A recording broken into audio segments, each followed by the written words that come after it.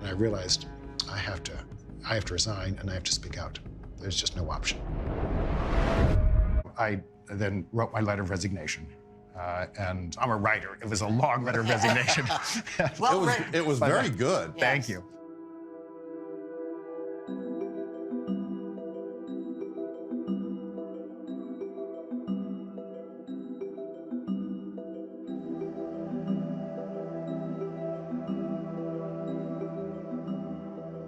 I wanted them to know what I had found out and why I was resigning. So I decided on 25 friends within the church who I was going to send this to, including Tommy, but people that I figured deserved to know. So I pressed send and sent 25 emails out. Sunday morning, I'm driving home. And I drive up past my house, and there's 10 people standing in my front lawn. And it was a lot of my celebrity friends from Scientology and a couple of people from the church.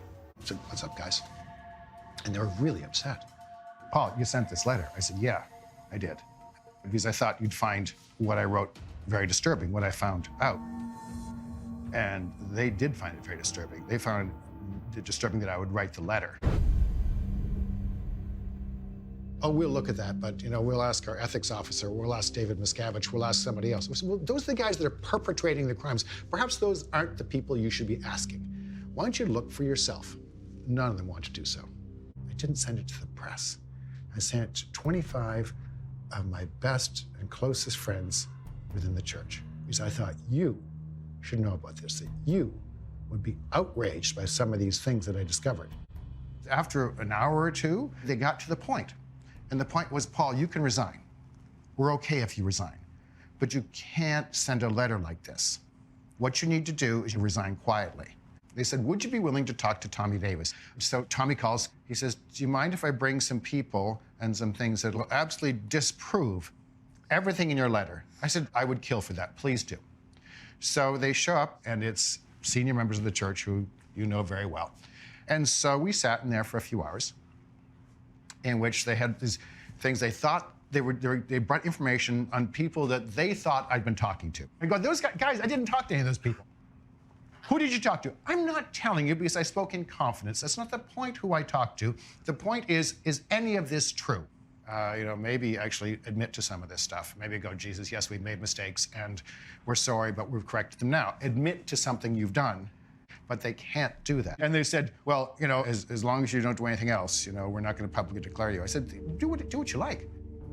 I felt that I had to speak out, and whatever happened, happened.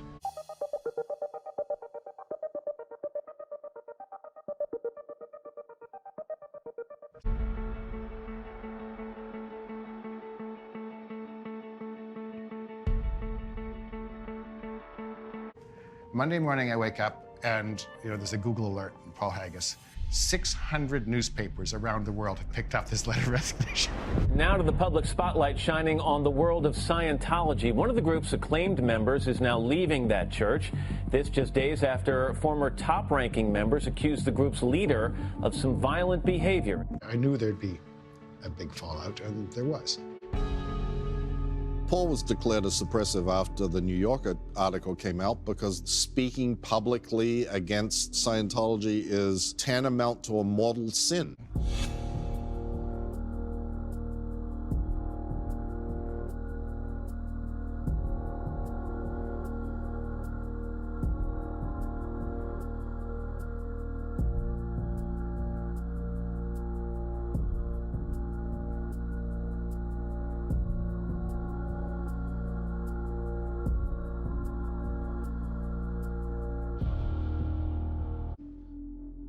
I knew my life would change. I knew all Scientologists would stay a mile away from me. I knew I would lose any friend I ever had within the church. And some of these people I'd worked with forever. I'd loved people that had worked with me and won Emmys because of the good work they did. But if they spoke to me, even said hi in a supermarket, they would have to then go report that to the ethics officer and get interrogated. What did he say? What did he look like? Exactly. How did you respond? Did you smile? Whatever.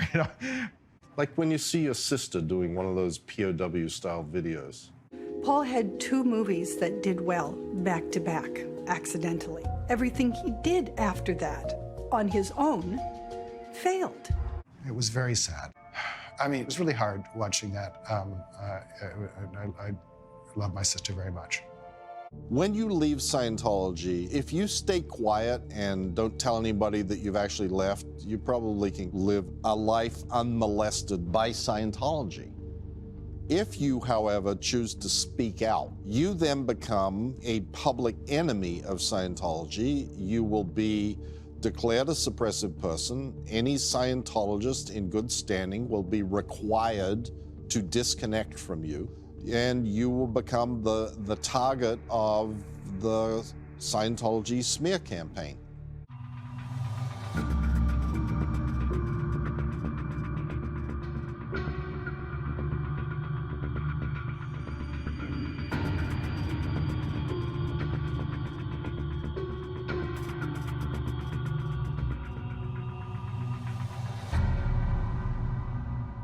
Yes, they try to destroy your career. Yes, they try to ruin you in any way they can, and they're very active, and they're good at it.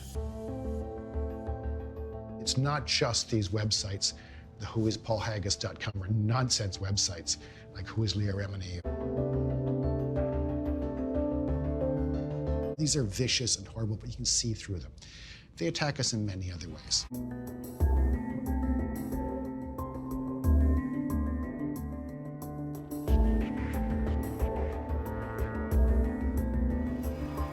They're vicious, vindictive people.